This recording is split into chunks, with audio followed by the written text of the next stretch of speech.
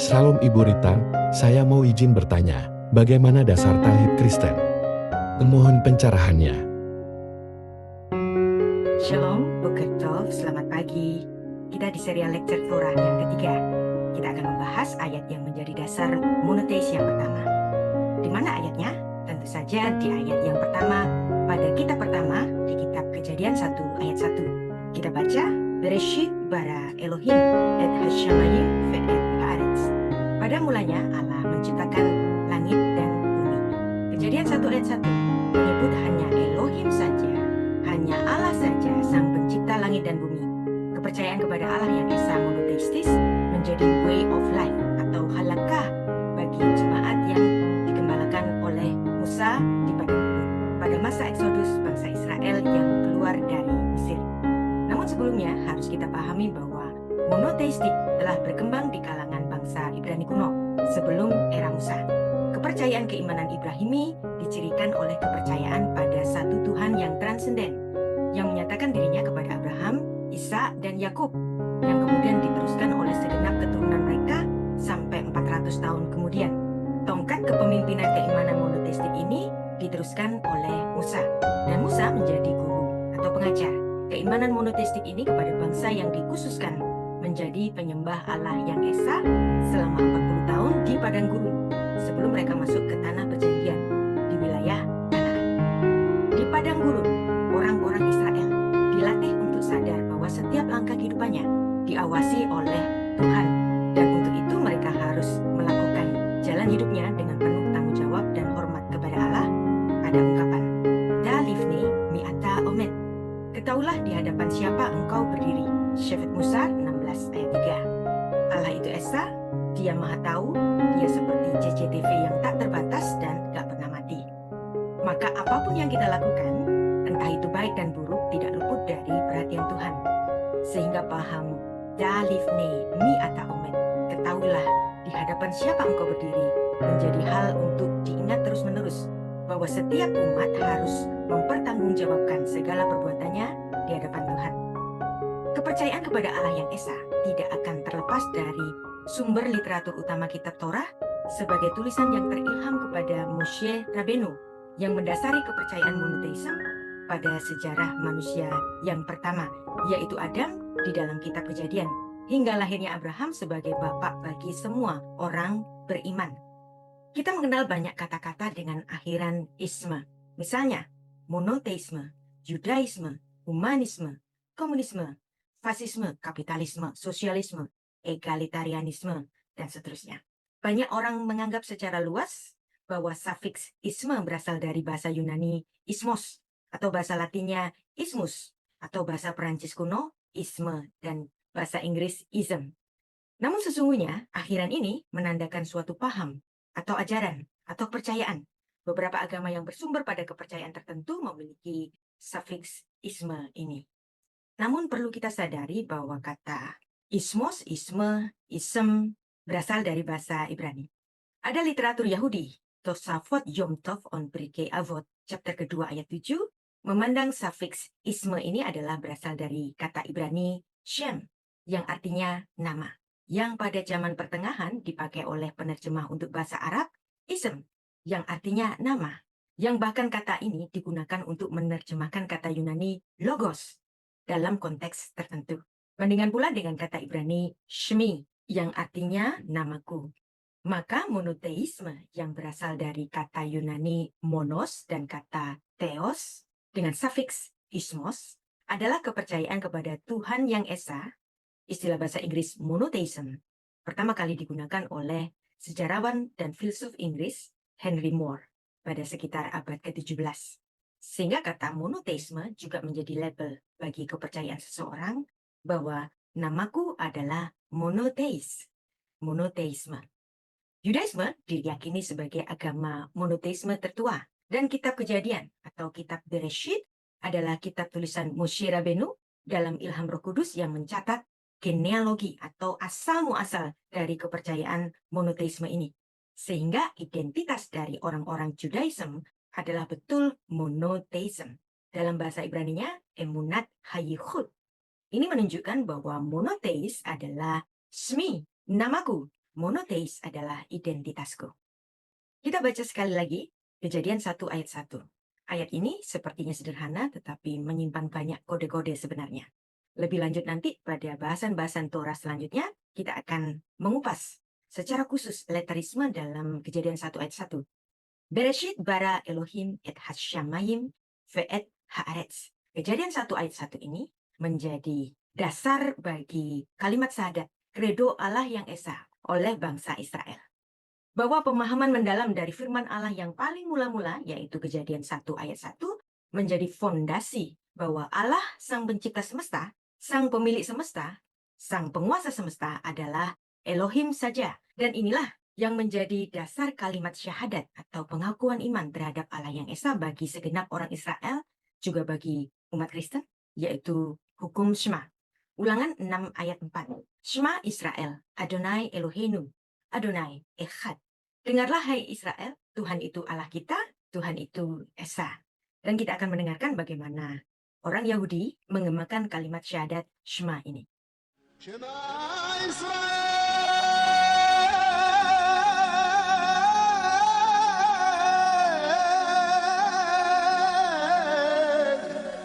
Adonai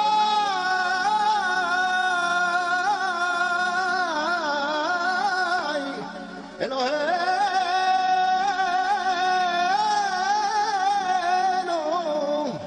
Adonai Echad, Adonai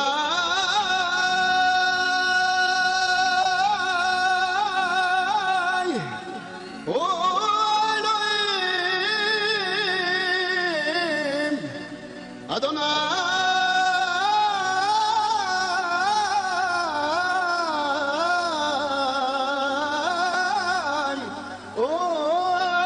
Elohim.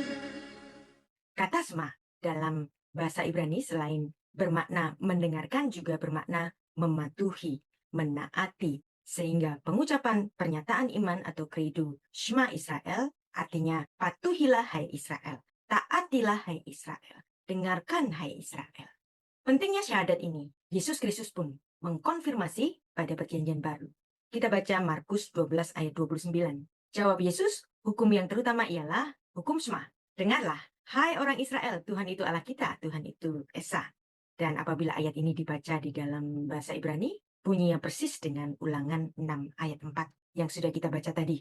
Fayaan oto Yeshua Harishona lechol hamisfot Shema Israel, Adonai Eloheinu, Adonai Echad. Credo atau syahadat Shema Israel atau disingkat Shema saja yang diambil dari ulangan 6 ayat 4. Credo ini merupakan bagian utama dari doa orang-orang Israel untuk doa malam dan doa pagi. Credo Shema Israel dipandang sebagai doa yang paling penting di dalam agama Yahudi dan menyebutkannya 2 kali dalam sehari adalah sebuah mitzvah atau perintah rohani, yaitu mitzvot hukum Taurat yang ke-6.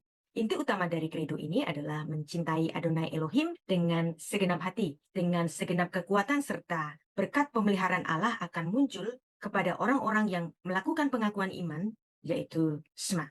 Shema juga digunakan untuk merujuk kepada seluruh doa harian yang dimulai dengan Shema Israel, yang terdiri dari Ulangan 6 ayat 4-9, Ulangan 11 ayat 13-21, dan Bilangan 15 ayat 37-41. Demikian juga di dalam ibadah di sinagoga-sinagoga, salah satu bagian penting ibadah di dalamnya adalah resitasi Shema ini. Pembacaan syahadat atau credo Shema ini sebelum pembacaan bagian lainnya dari Taurat atau dari kitab Chumas atau yang juga disebut dengan Pentateuch yang diadakan pada setiap hari Senin, Kamis, dan hari Sabtu yaitu hari Syabat di sinagoga. Tuhan yaitu Adonai. Selanjutnya dia dinyatakan sebagai yang Esa. Ungkapan Adonai Eloheinu, Adonai Echad yang diterjemahkan Tuhan itu Allah kita, Tuhan itu Esa. Adonai itu Elohim kita, Adonai itu Esa. Dapat diterjemahkan seperti yang ada di terjemahan baru, tetapi juga dapat diterjemahkan dengan Tuhan itu Allah kita, hanya Tuhan saja. Artinya bahwa tiada Allah yang lain yang menjadi Allah kecuali Adonai. Bagaimanapun kata Echad dapat diterjemahkan dengan kata Esa atau dapat diterjemahkan dengan kata saja only. Tidak ada yang lain, tidak ada yang kedua. Di dalam hubungan pernyataan ini, teranglah bahwa kata echad itu menunjukkan kepada Adonai Elohim secara khas di antara ilah-ilah lain yang ada di bumi ini, yang disembah oleh bangsa-bangsa kafir. Allah yang esa ini akan bertentangan dengan ilah-ilah yang lain yang dimiliki oleh bangsa-bangsa kafir di sekitar Israel. Pertama-tama ungkapan itu untuk menunjukkan bahwa Israel, mereka harus hidup berdasarkan firman dan karya Elohim saja. Tidak ada Elohim yang lain kecuali Adonai. Demikianlah yang dinyatakan oleh Musa. Vayadata hayom vehasevota el lefafecha. Adonai hu ha Elohim bashamayim mima'al ve'al aretz mitachat en od. Sebab itu ketahuilah pada hari ini dan camkanlah bahwa Tuhanlah Allah yang di langit yang di atas dan di bumi yang di bawah. Tidak ada yang lain. Selanjutnya kita akan membahas monoteisme dalam hipotesis Sigmund Freud. Ada pandangan yang sedikit menyimpang dari apa yang kita percayai. Sebagai dasar Alkitab adalah tulisan Sigmund Freud, seorang pemikir pada awal abad ke-20 dalam bukunya The Man Mose and the Monotheistism. Ia melakukan hipotesis bahwa Musa bukan orang Ibrani, monoteisme bukan dari bangsa Ibrani, melainkan berdasarkan dari kepercayaan yang berasal dari Mesir.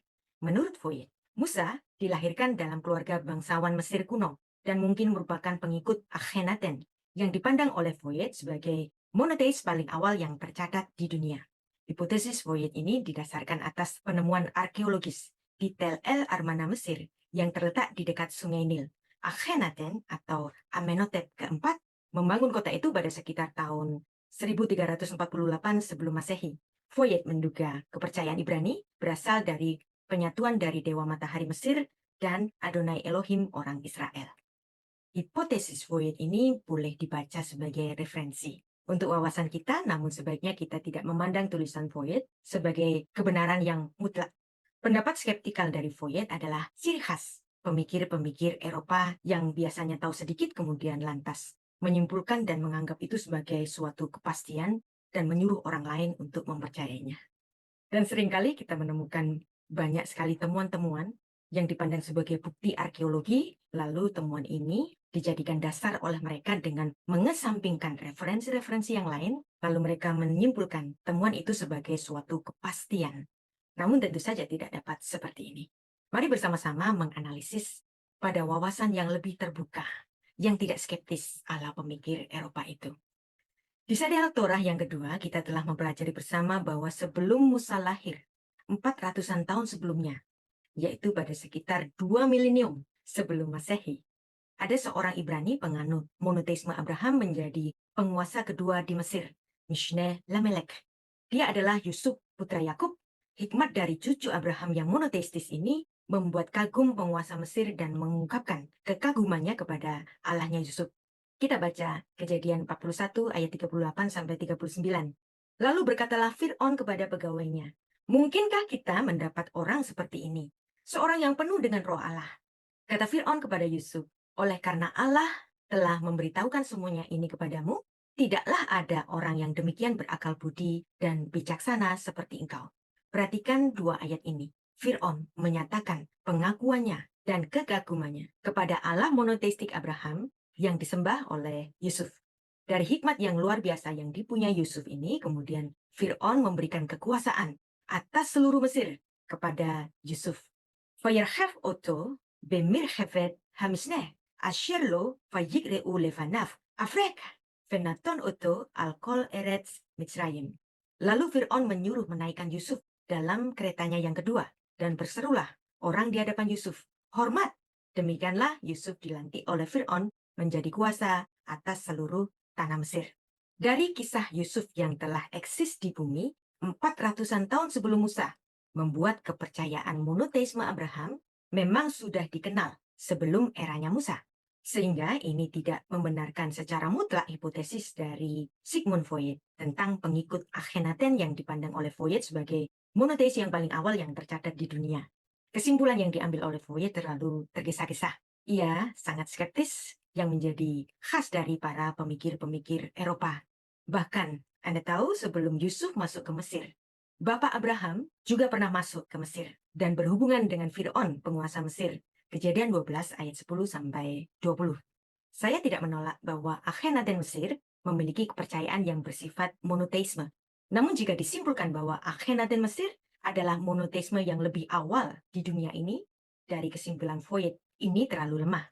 Melalui pelajaran serial Torah ini, nanti kita akan membuktikan bahwa generasi awal manusia, mulai dari yang sejak mulanya, yaitu Adam, Nuh sampai Abraham, mereka adalah para monoteis yang mewariskan keimanan monoteisme mereka kepada keturunan-keturunan Semitik selanjutnya, sampai generasi Yusuf putra Yakub dan sampai pada Musa yang memimpin bangsa Israel keluar dari Mesir, Exodus.